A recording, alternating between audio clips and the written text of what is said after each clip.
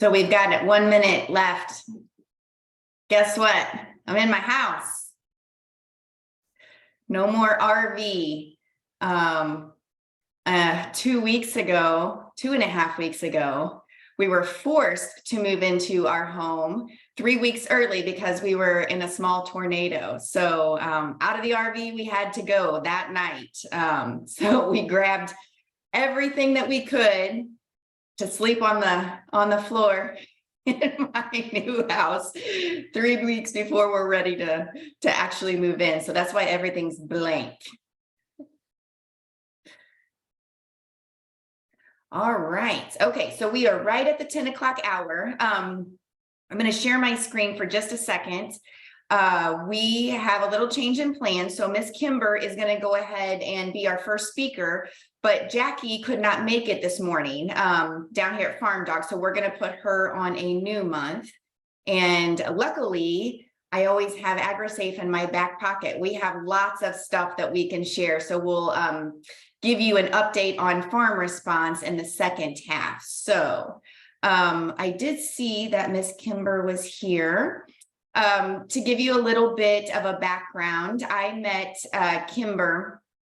Oh man, it's been a few years ago. We didn't actually meet the first time that I got to know her, but I was on the National AgrAbility Board as a client, and Kimber was brand new spanking employee, and I knew that she was going to be a force to be reckoned with. Just I could tell she had passion.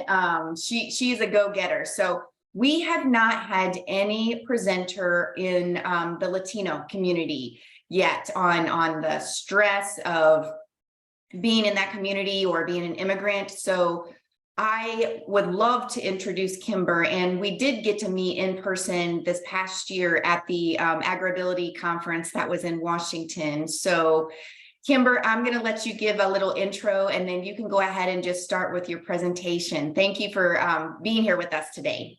Sure. Now, thank you so much, Carrie, for having me, and great to see all of you here today.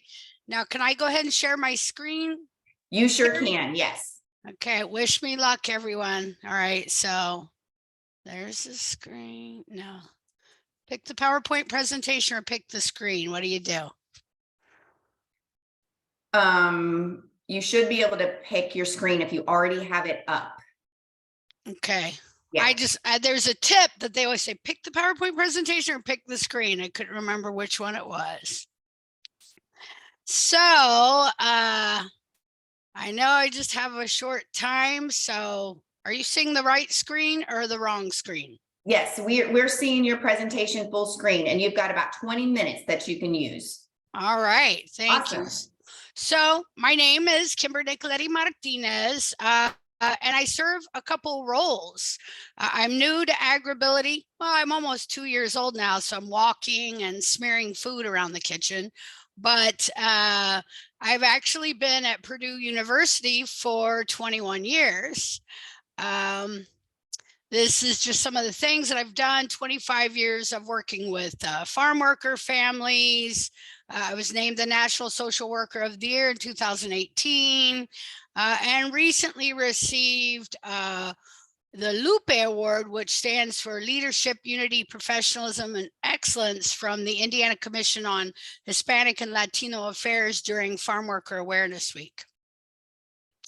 Here's a little bit about what my life looks like on any given day, working with students, engaging with professionals nationally. I have a lot of kids. And I've had farm workers. This particular woman right here, you see me, our heads together. That is a farm worker I met when I worked in migrant education when I was in my 20s. And she and I have stayed connected across the lifespan. So one thing that I do is I'm the director of MESA, and I'm also the Latino farm worker outreach coordinator for Indiana AgrAbility and National AgrAbility. And how the intersection of those two positions work is they're really about empowering and advocating for agricultural and farm worker communities. They both have a component that looks at really mental health, community education. It's just MESA kind of focuses a little more on sexual and interpersonal violence prevention, which correlates with a lot of mental health issues in farm worker communities. And with AgrAbility, we do advocacy and education for agricultural workers with disabilities, which includes visible and invisible disabilities. So, what are some of the risk factors for farm workers around mental health issues? And it has to do with isolation. A lot of farm workers work away from others. In Indiana, maybe not as far, but in other parts of the United States, people can be 20 miles where there's no stores, no other kind of contact, no resources, and the mortality and morbidity rate is higher for farm workers than it is for the vast majority of American population. The average farm worker family of 4 earns $10,000 a year. And I'd like to earn $10,000 a week, right? So we all know about the impact of poverty, English as a second language. And a lot of farm workers come with a history of trauma, as well as living with high risk factors for sexual violence and sexual harassment. So when I talk about coming with a history of trauma, a lot of farm workers might have experienced trauma in their home country. The farm workers I tend to work with are Latino immigrant farm workers, maybe from Mexico or El Salvador, but there's certainly farm workers in other parts of the United States that come from other places. And a lot of them from the immigration process come with this history of trauma, maybe from their family of origin, maybe from the process of immigrating. And this image right here was an art image that I had my daughter create for me. That's my youngest daughter. There's her eyeballs there. So my kids are always willing volunteers. So what we know about the effects of trauma for people is it makes everyday stresses are challenging for anyone to cope with, but it makes it more difficult to develop connections, to trust, and really specifically looking at maintaining memory, attention, thinking, regulating behavior. But when you're looking at farm worker populations, you might not see a lot of this externally as you would maybe working in local communities where you might see people sort of manifest some of these behaviors. So some of the unique responsibilities and challenges of providing mental health support or services or advocacy in Latino agricultural workers. Time. For myself, I'm based out of the Purdue University campus. So it can mean that I have to drive all over the state, or this spring I've been traveling to a lot of places to connect with other farm worker communities, looking at facilities. I have conducted meetings, trainings, groups in farm worker laundromats. I've done it in people's yards. So, and it also requires a family-centered, and I say multidisciplinary team because a lot of times if somebody's having acute issues around mental health, you have to involve other types of professionals. It might be attorneys. It might be working with another agency such as, Easter seals or other kind of looking at where we can find resources for people. And of course, a lot of advocacy because there's not necessarily an organization for a farm worker dealing with mental health issues. Confidentiality, that really goes without saying, but it looks a little different when you're in a farm worker community, because if people see someone talking to you, there's a lot of side talk in the community. So you really have to look at that situation uniquely, as well as cultural sensitivity. So some of the barriers to providing mental health services and support in the community have to do with sort of the male involvement, the social acceptance of struggle, just this concept around wantate, you know, hey, toughen up, you know, you can do it. And myths, you know, about mental health in the community, how people might see that someone just isn't being tough enough, or that they're, if I would say in English, like whiny or something, instead of just like getting through something. I have to tell you that in working with farmer and farm workers, some of these attitudes are similar. I see some similarities in serving those populations, that kind of stoicism. But in the farm worker community, there is social taboo or shame, and really a lack of dialogue around mental health. Some of the things that contribute to this are social attitudes about alcohol and drug use, that it's a culturally accepted norm, that, you know, men will be out drinking. A lot of times you don't see women drinking. I have seen an increase in recent years of harder type of drug use and addiction in farm worker communities. And then oftentimes the person gets blamed in the community. So, and it has a lot to do with how you frame it. I'm now going to include some pictures of some of the work. You know, you really want to frame, when you talk about mental health, that mental health is health.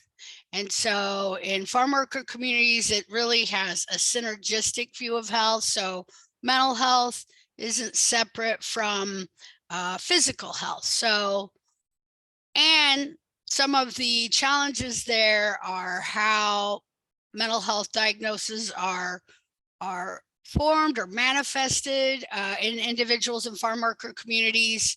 They might view things very differently, and that can make it some real challenge, even if you have access to mental health providers in the area. They may not understand some of the cultural ideas around what a diagnosis would be for, say, a susto, right? Or ataque de nervios. It has like a little bit of different context. I'm like, gosh, I could talk about this all day. But so for us, it's really about creating connection to the community, really developing that trust.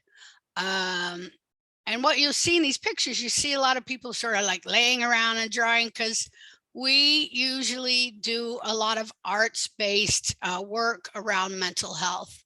And this picture right here is from a retreat that I facilitated with mothers who were immigrants and children that had been born here, to sort of help them navigate what that looks like, how each of them have very different cultural norms and views, and view mental health very differently. And we also create a dialogue around mental health. So what you'll see here, I think this was in Lafayette, Indiana, at a Migrant Head Start Center. And we engage people in a lot of popular education or theater of the oppressed, to look at creating dialogue and getting the community to provide input, maybe how you could address that, or how that might be different, or how somebody responded to something. So one of the things that we do is we create stories around through art. So remember, I was telling you how there's a lot of taboo, and so it's something that people don't want to talk about. So by utilizing either visual arts, where we're asking people to draw stuff, anybody that's worked with me knows they've had the opportunity to draw something.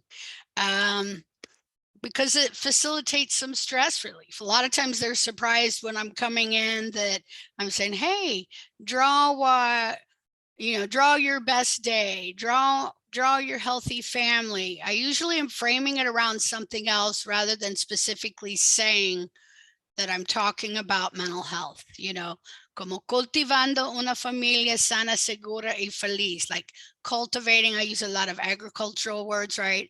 A happy, healthy, and safe family, because that's something that appeals to that family value thing. And it allows for various levels of engagement. So people want to just watch it first. They're not really ready to get involved. and it helps people look at problem solving. People tend to laugh a lot because it's something that is fun, engaging, and I try to work across the lifespan instead of just saying, well, keep the kids out, because I know that, you know, maintaining our mental health and our wellness is something. Oh, and if you look at the statistics right now around youth and children, and we all know how if we're having mental health challenges with our children, it also affects the mental health and wellness of the adults around them. So here you see some teenage girls, and we were doing a bandana project, and everybody got to decorate a bandana. We had an art fair where we hung them up and people shared what their bandana looked like. And and as you'll notice, most people are smiling. It doesn't mean that they're always smiling, but I try to start off with people smiling and end with people smiling. And then in the middle, like a surgeon, right? We go deep and we talk about things that maybe haven't been comfortable for them to talk about. So when I use art as a vehicle in addressing mental health in farm worker communities, I usually start off with a dialogue, talking with people a little bit, getting them loosened up. I tend to play a game, an arts-based game that gets people moving and laughing. And then you really have to look at what your space is, what your materials, your medium, that you have available. And sometimes for me, that depends on the location that I'm going to be in. If I'm in a laundromat, I'm not wanting to bring a lot of bandanas and markers and paints. But sometimes I've met with farm worker groups in the basement of churches. So then you can sort of rethink or maybe have different mediums. And it's really about establishing that rapport, building that trust in the community. And I use an experiential learning theory model in my work, so that we do the activity, you know, we debrief about it, we generalize it, we connect it to their lives, and then I talk with them about how that would apply for them or what that would look like for them. So when I talk about materials, it's really, let's say someone here says, well, I want to go and do this kind of stuff. And really it's about looking, what kind of space do you have? What's available? What could you afford? I mean, I've taken crayons plenty of places where I might only have a short period of time. And, you know, a lot of times farm workers, they're working really long days. So, and I might just want to start talking to them about feelings. It's something that the community hasn't spent a lot of time talking about. So we can do different things with crayons, just where we draw that, or people make expressions on their face. Show me what it looks like when you're mad, right? And then people tend to be giggling, but it also starts sort of normalizing for people, just this idea that we have a variety of emotions. And I've used music a lot, where I ask people to move and show me what it looks like when they're experiencing different things, or what do symptoms of mental health issues look like. And a lot of times that might start off with, what are symptoms when you know that you're sick? You know, somebody might be sneezing, somebody might have a temperature. So then we start talking about, well, what are some other signs that there's problems with your health? And then we start going into talking about what mental health challenges would look like for them. What would the symptoms of that look like? And getting people really to engage through that. So, woo, that was, I felt like an auctioneer there trying to tell you all that. There's certainly a lot of details, but I wanted to allow a few minutes for questions in case people had any.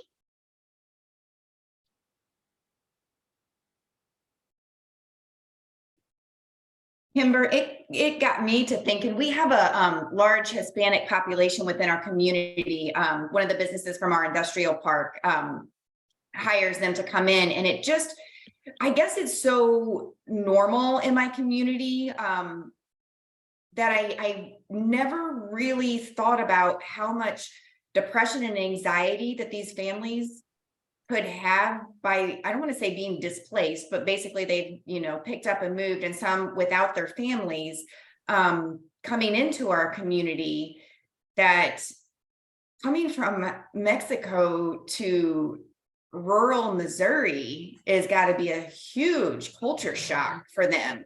And it just never hit me. Like, I guess my perspective wasn't looking at that side of it. So now, like, when I'm going through town, it's going to change for me. Just understanding that, I guess, what they're sacrificing, and then how such drastic change can affect their mental health. Yeah, if you look at research on acculturation stress, which is what you're talking about, Carrie, they say just being, some of those things that we think of as our own supports, our families.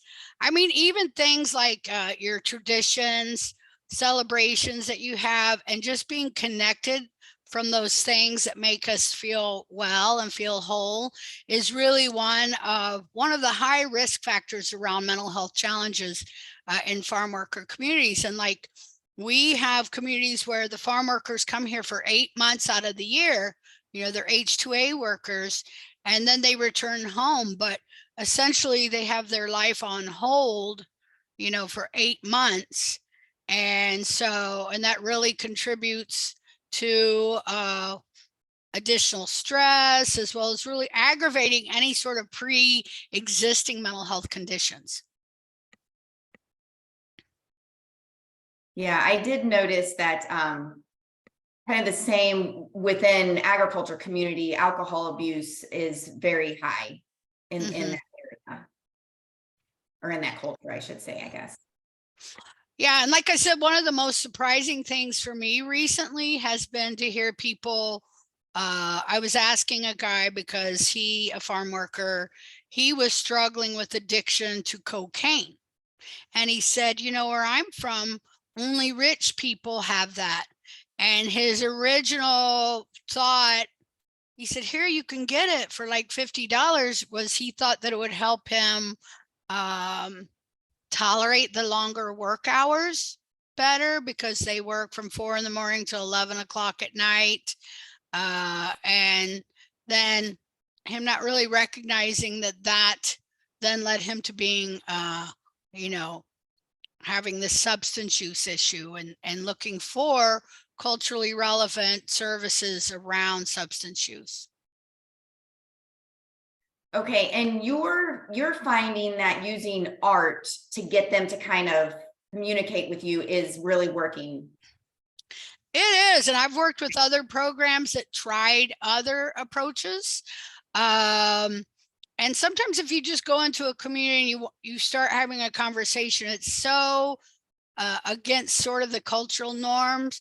It's a way to it follows that history, that oral tradition that exists in the community. There's varying levels of literacy, so it's hard to give people just resources in print.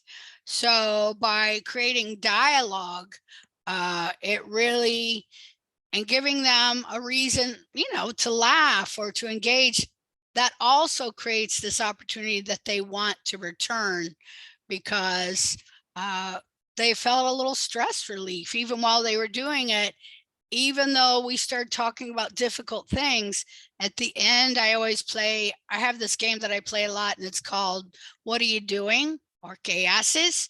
And in the game, you're miming that you're doing something. I always start off with eating cereal, and then somebody comes out and says, what are you doing? And then you don't say that. You might say, I'm doing laundry. And then they have to imitate that.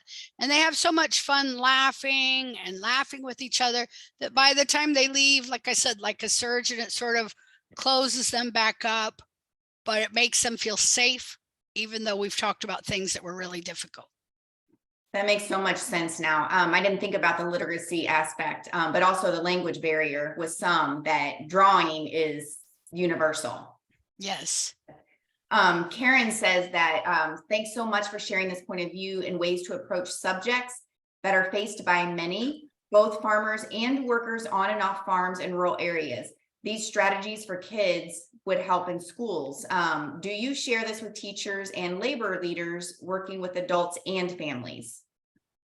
Well, I really share with anyone. In my other hat, MESA, we do work with teachers in schools around mental health and bullying and things like that. But through this particular project, it really would be with, crew leaders or labor leaders or farm worker families, farm worker service providers. So really, almost anyone that I can get to engage in this and to talk about, because they are activities that even if you're not a clinician or any kind of therapist, mental health professional, these are activities that can be done just as a support group opposed to a clinical support group. Anyone else have any questions? Feel free to unmute or you can put it in the chat. James wants to know, are there any age barriers? There are not. So we do it with older people. We do it with, I suppose the youngest would be, we have a lot of toddlers and babies around because the tradition tends to be people have their whole families there. So you always have to think about that if you're going to be in a family setting versus whether you're just going to be with adults in terms of how you address things around mental health and struggles that people are having. So I would say really that's the biggest barrier, is just that you always have to adapt for the audience. Yeah, adaptation is key. All right, anybody else have any questions? Hey, good morning. This is Elena Galarza. And I want to say thank you for sharing this. This is very important. I'm an immigrant and I'm a farmer worker. And I remember when I came and I started working there, depression is a big thing going on and around the farmer workers. And I experienced that myself. When I came, I was very depressed, and then I started with depression, but then that I also developed a lot of it was depression, mental depression, but then after that I started getting really sick, physically sick. Not because I didn't want to eat. So thank you for addressing this. This is very important, because when you move from one country to another, it's very difficult to adjust. And I just want to say thank you for doing what you're doing. This is very important. We should be paying more attention to those things. Well, thank you so much, Elena. But how are you doing now? I'm doing good. Actually, that was long time ago. I came to this country in 1991, and I was only 20 years old, and I was working at working and living at a farm, and it was difficult dealing with all those things, like a language back then. It wasn't like now. There is so many Latinos around to be able to help you, and yeah, thank you. Yeah, thank you so much for sharing your story. I really appreciate that. Yeah, we do appreciate you just bring me so many memories. Now that you start talking about that, I'm like, wow, I forgot about all those things.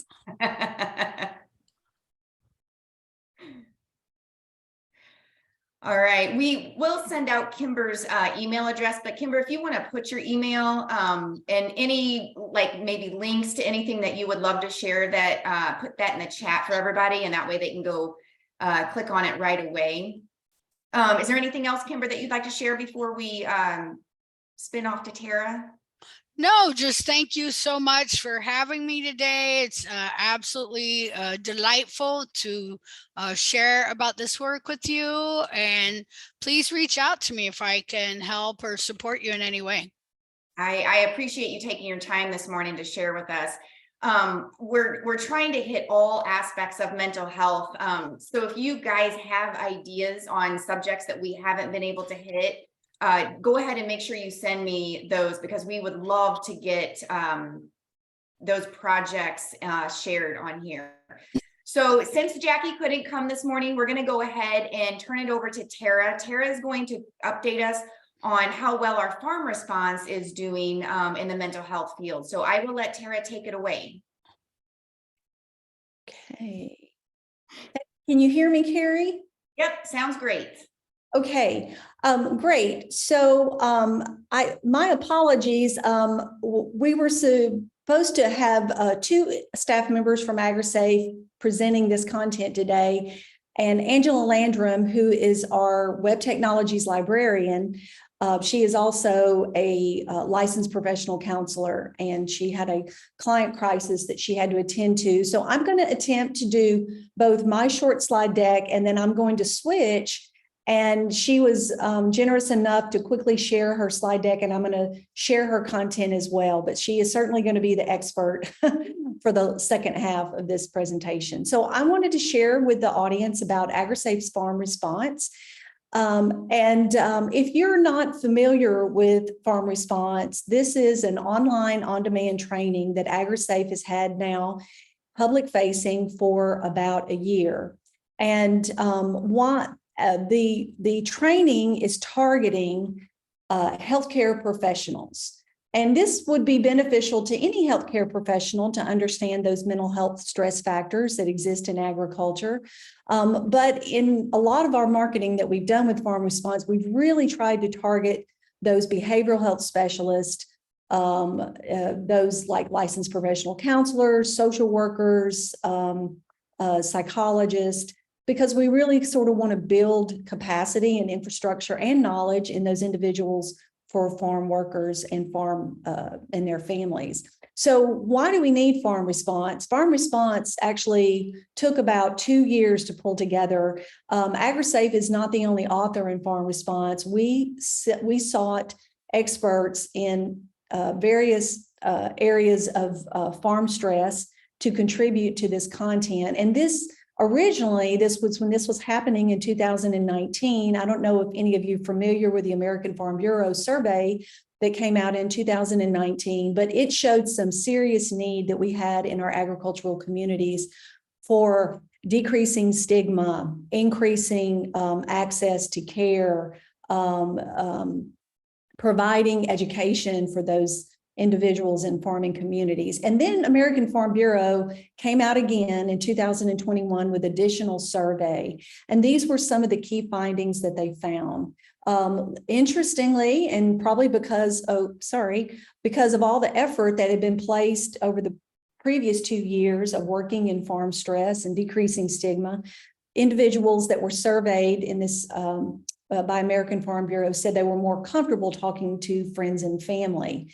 But this one that I have highlighted in yellow is, I think, probably the strongest case that we can give for why do we need Farm Response. And that's because half of rural adults and 2 in 5 farmers and their families say they are now at 2021 more comfortable talking to healthcare providers about their own personal experiences. And so we were like, fantastic, great, but are they prepared for those conversations? And that's why we need Farm Response. And so to quote American Farm Bureau, as you see at the bottom, the results of that poll were very encouraging, and it showed that we were moving in the right direction, but we all still had work to do. And so although Farm Response was already in the making in 2021, we felt very supported that this work was going to be well received.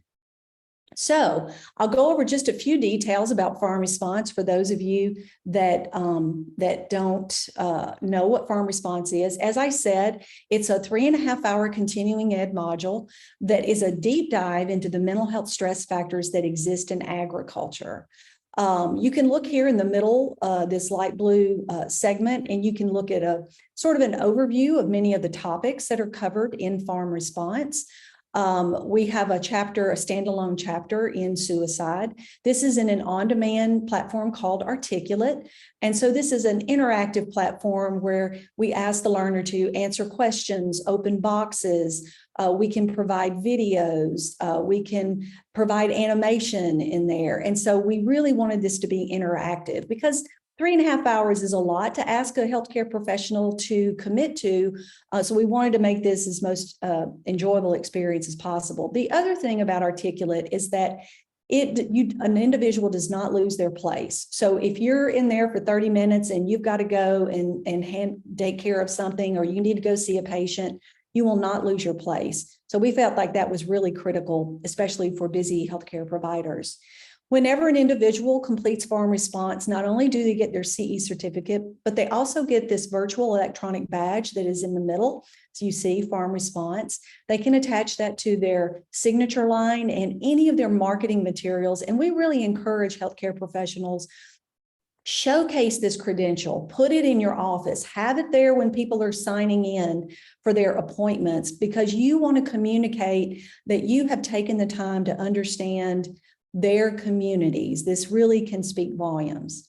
The map that you see on the right-hand side, the way FarmResponse has rolled out, many organizations, state departments of ag, extension offices, healthcare organizations have wanted to buy seats in FarmResponse. And so we have an interactive map on our webpage that allows an individual to come in and fill out a form, and they may qualify for one of these free seats in one of the states. And so the process is real streamlined. They fill out a form, either put where they're licensed or where they reside. And we specifically went back and changed our criteria because we recognize after a very successful launch in Texas that there were many individuals that held multiple licensures. So we wanted to be able to provide those if they didn't live in Texas, but they lived in Oklahoma, but they provided telehealth services to Texas residents or to another state residents that was covered. We wanted them to be able to take advantage of the training. And so they'll get, you fill out a form, and if you automatically qualify, you get an email to your email inbox that gives you your free code with all of your instructions to register. AgriSafe built up capacity for this training because we were anticipating a strong response.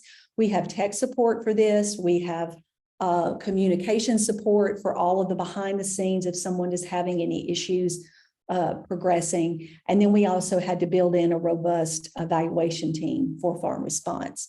At the bottom, you can see some of the providers that are providing CE credits. We have them through the Minnesota School of Public Health to cover a range of healthcare professionals, but we also wanted CMEs for physicians. So we obtained that through the Minnesota Medical Association. And then just recently, we have been adding some additional ones. One showcased here is the Louisiana Counseling Association, but we also have CEs through the Louisiana Occupational Therapy Association. And the most recent one added was Georgia Licensed Professional Counselors are providing CEs for this for those in the state of Georgia. So that has been sort of coming along with time as we've worked through launching and marketing FarmResponse. And that many of these CEs, these organizations are offering to do this for us at no cost because they see the immense value for rural America with this training. So we launched back in February 2022, our public launch. And since then, we've had over 4,600 requests for codes from various states. And in total, we have trained over 700, I think today, over 775 people have been trained across the United States. And that covers about 38 states. And I didn't place here, but we've had some in Canada, and a cohort of agricultural professionals in Eastern Europe were interested in taking a look at this training. When we launched this training in Texas alone, we have trained 272. And those numbers are climbing every week. So these are based on numbers from last week. In the state of Pennsylvania, we have 245. And then various other states have other numbers that are growing as well.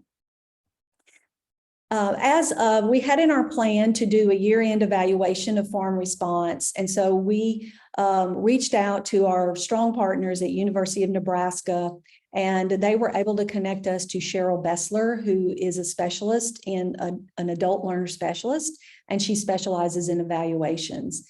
And so she has teamed up with Michaela Stolkalist. I might be pronouncing her name incorrectly, but she is an epidemiologist specialist that is working with AgriSafe, and they are working together on the year-end evaluation. And I have a little bit of a teaser of some of that evaluation data. We are going to be doing a fuller presentation on this evaluation at ISASH in June.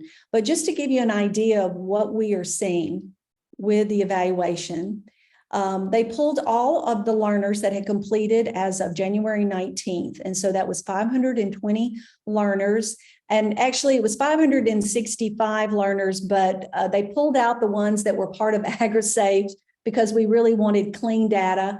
And so because all of AgriSafe had to do it, because we really did a lot of beta testing on the front end to make sure everything worked like it was supposed to, and we weren't missing anything.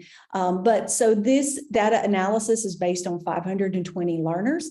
They looked at evaluations for satisfaction, for technicals, capability of the platform, and for knowledge acquisition in the pre and post-test scores.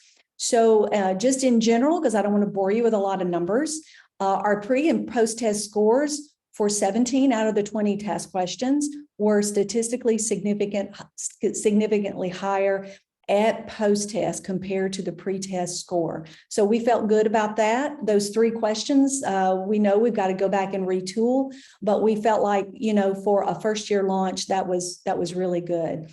When they looked at the evaluation statements and aspects that we asked the learners to provide us feedback on, they felt like that FarmResponse helped achieve all of the course objectives, and that they felt like that they expressed that it increased their professional knowledge.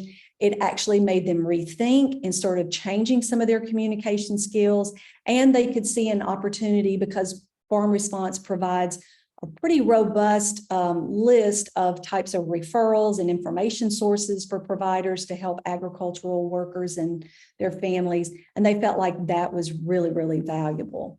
And they also said they would recommend the course. I mean, what question speaks volumes? Would you recommend this to another colleague? And the majority of them said that they would. As far as the technical aspect, they felt like that the course was delivered well, and that the activities that we gave them in the learning module helped facilitate their own learning. Now, right now, they're doing qualitative interviews with about 20 learners that agreed, and we've been able to contact to do a phone interview, asking some questions. We're wanting to know, do they feel like the information has been helpful since they completed FarmResponse? And most of these individuals have been 6 months out or longer since their learning experience in FarmResponse. And so we are gathering that data, so that will be added to this. But just, I will say a lot of the statements when we asked just for, you know, would you like to say anything else about FarmResponse? One individual had placed that it made them feel like they could relate and understand the human side of healthcare and mental health of this community. And so that alone, for me, just knows that we are hitting some strong marks with FarmResponse. So having said that, I want to move real quickly into what is our next thing after FarmResponse. So bear with me while I stop sharing and go to, let me go to this other slide deck. Can you see this, Carrie? Nope, not yet. Not yet? Can you see it yet? No. Okay. All right, let me, bear with me here. I'll have to, oh, maybe I need to share again. I think I unshared and then I didn't share. Sorry. All right, here we go. Share. And she sent this via, can you see it now? Yep, looks good. Okay, let me go to slideshow. So we knew whenever we launched this, and we had a lot of interest in this, not only from some of the individuals that organizations, SDAs that had bought seats, but also American Farm Bureau has shown a really strong interest. We felt like this was a prime opportunity to start building a provider directory of individuals that have completed FarmResponse and make that a service to both the public and also to our AgriStress helpline staff that is currently in 6 states right now: Texas, Missouri, Wyoming, Pennsylvania, Connecticut, and Virginia, because we knew that that other piece was connecting individuals to a healthcare provider. And we felt like it was important if they wanted this type of healthcare provider to someone that understood ag. So Angela Landrum, I'm actually presenting her presentation. She pulled this together. And so, you know, in working with this, you know, imagine if you wanted to talk to your therapist about work stress, where would you begin your search? How would you know if that individual would have any understanding of what stress existed in the work that you that you participate in?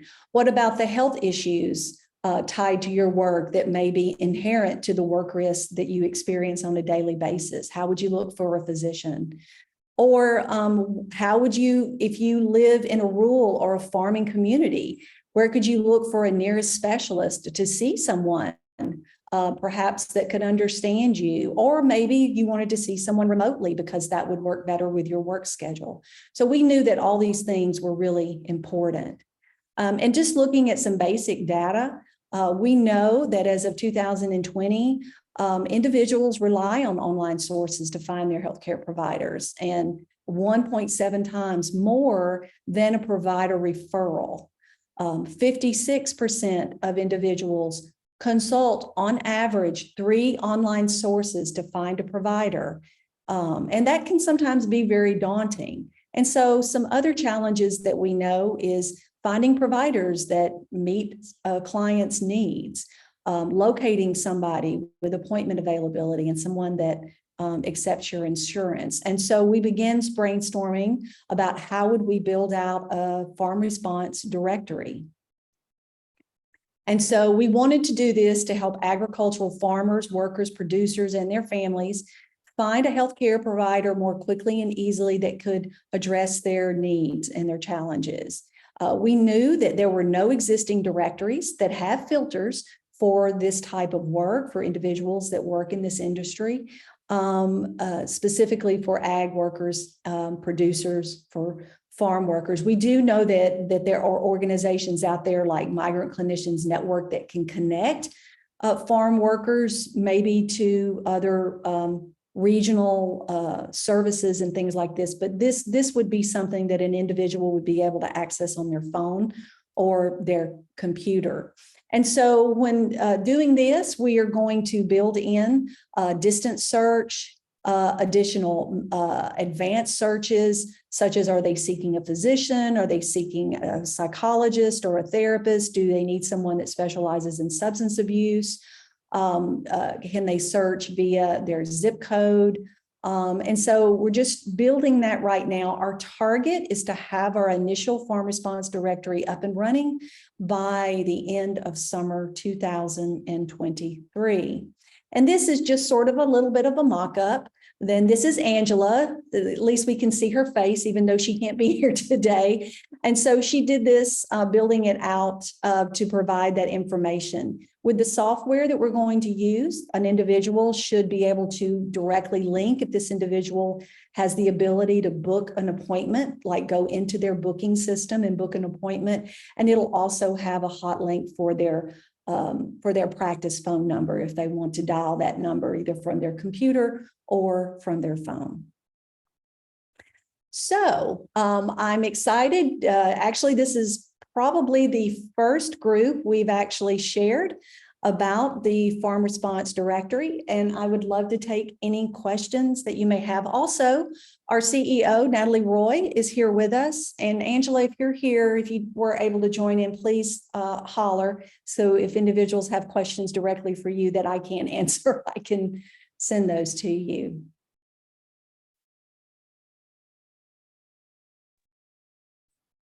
Tara, I wanted to just add, I'm Natalie Roy, and it's so great to see everybody today. And Carrie Portal has just done an amazing job bringing everybody together every month. So really love to see the energy here. So here at AgriSafe, we did not anticipate the interest in FarmResponse at this level. And really, we couldn't have forecasted also all the different professions that were interested in taking FarmResponse. And so while we do have states that are funding a lot of seats, we have other groups like 211 centers that are getting folks trained through FarmResponse. We have behavioral health providers within healthcare systems. And so, if there's an interest, a couple things, if there's an interest in the FarmResponse program and you're like, well, I want to check it out before, we ask our mental health staff of 20 to take it, feel free to reach out to us. We certainly want to be responsive to your need to check it out.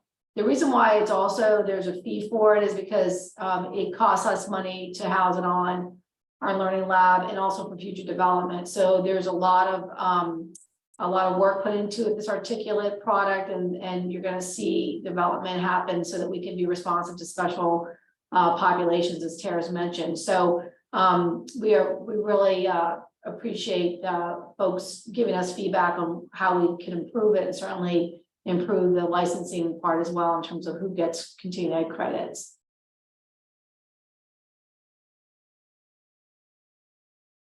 And I just put the link to our FarmResponse. They were asking how to share it. I went ahead and put that in the chat for you guys, so you could go ahead and take a look. And you can also just use that to forward on to your organizations. Mm-hmm.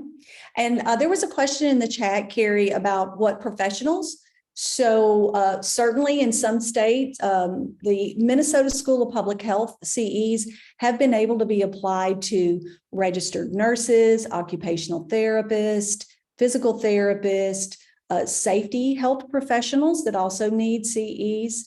We have the CMEs for physicians through the Minnesota Medical Association.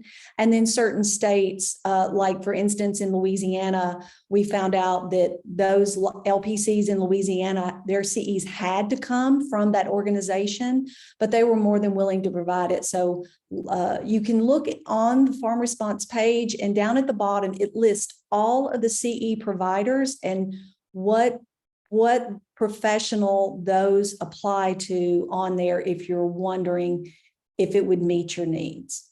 We've had very few individuals come back to us and tell us we weren't able to use it. But we can, if you want any details about FarmResponse that you can't pull off of the training, we can provide you a list of what the learning objectives are and the topics that are covered. So I hope that answers that question. Caitlin wants to know, what is our plan to distribute the directory? Is it going to be online only, and then we just shout it out to as many as we know?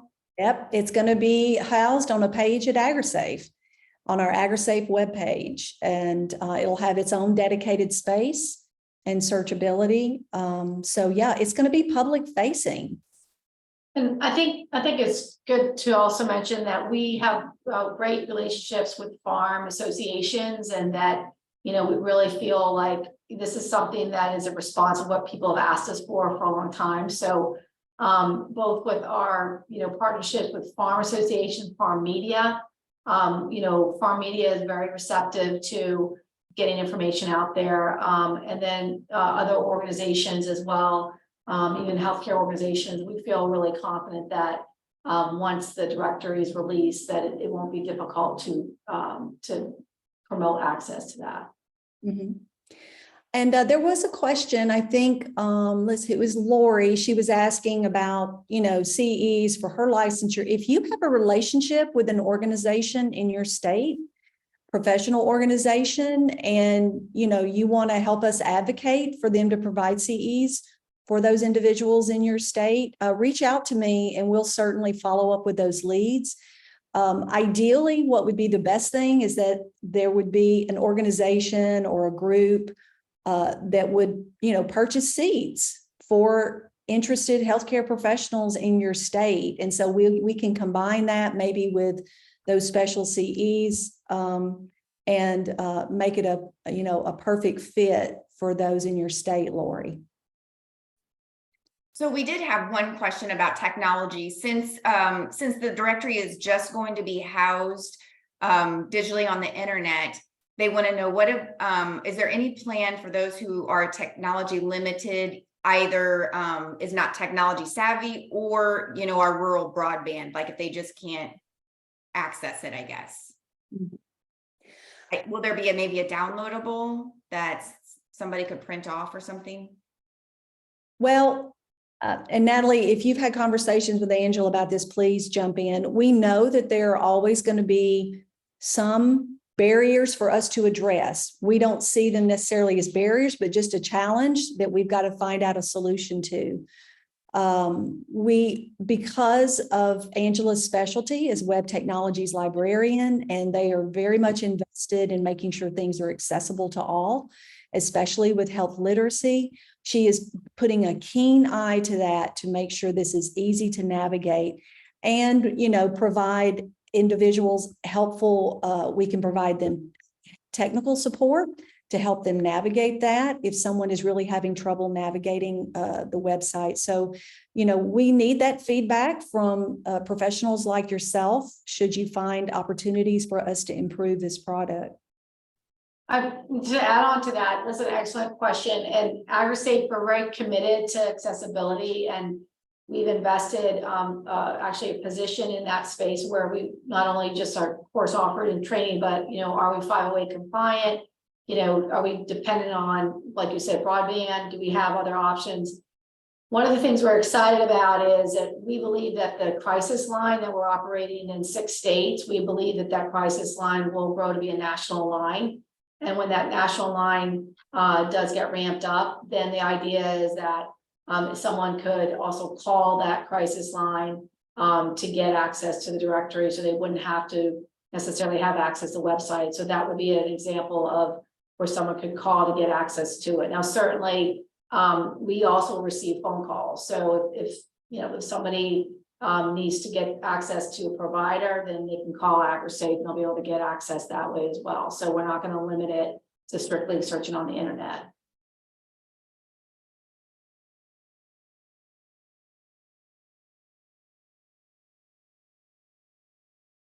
So Lori did have a question suggestion.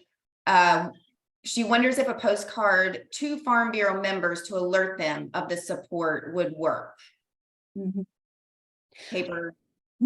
I think there are going to be a lot of opportunities for AgriSafe to partner with both regional, with farm bureaus across the United States. When we have those state-based, because you could probably take a look and download the state itself, the list of providers. So I think there might be a lot of good opportunities for us to find out how we could get that to individuals that might be limited in broadband or technology. And perhaps maybe it's through newsletters or publications that those organizations put out that can list those. And as far as those of you that are wondering about updating, we do have a plan in place that's going to reach out to all the providers that are agreeable to participating in the FarmResponse directory. And we're going to ask them to update their information on a yearly basis. You all know information changes, locations changes, and so we want to make sure that that is the most current information as well. One thing I didn't talk about with another important aspect of this directory is a directory like this allows providers, particularly those in rural communities, connect strongly with those that need their services. And so this is a way of actually allowing them, it is free, it's free marketing for these healthcare professionals. So we see this as a win, not only for the farming community, but a win for those rural providers or those providers that are wanting to provide service to rural communities. Yeah, absolutely. We have 2 minutes left. Does anybody else have any questions or comments? Jessica did say, which led me to another idea, like they said sale barns, farmers markets, maybe the local electric co-ops. Somehow if they could put a blurb out there or put the information on their paper stuff that they send out, it's just another way to get the word out there. These are great. And I see that Laura Siegel is on with us today, our health communications officer. And I know she's taken notes on all of these great suggestions as we get ready to start the marketing and rollout of FarmResponse directory. Thank you, guys. Community support, like us right here, this community, helping each other is absolutely a wonderful idea. So, or if you guys have any projects, remember that if you have any projects, any events that surrounds itself, around this mental health aspect, go ahead and send those to me, and I will make sure that they get out on our AgriStress Facebook page. You can also go to our Facebook page and you can submit a post, and then I just have to approve it. So remember that you can do that as well, and we'll get that out to our audience. Yeah. So anybody else, it's right at 11, but if you have a question or a comment, please feel free. Wonderful. So Jessica Watts says, Jessica, actually, Tara just puts an email in the chat. And Tara, maybe you can put your email in the chat too. Jessica says that they serve an area that they would be willing to share out that info. So that is wonderful. Thank you, Jessica. Yes, my email is thaskins@agrisafe.org. And if anyone is interested in what it would take to purchase seats for an organization, we have it. You can do it easily on our webpage. You can go in and buy a group of seats at the price that's listed there on the webpage.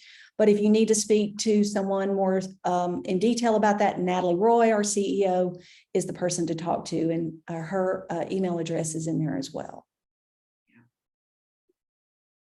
Yeah, we love to hear what's going on in your world, and we love to share it because we're all working together. Thank you. All right. Okay. Thank you, everyone. We always want to thank our sponsors, Nutrien and CHS, for supporting this group and letting us have it each and every month and continue to do so. So thank you, everyone. We will click off here in just a few minutes. Have a happy Wednesday.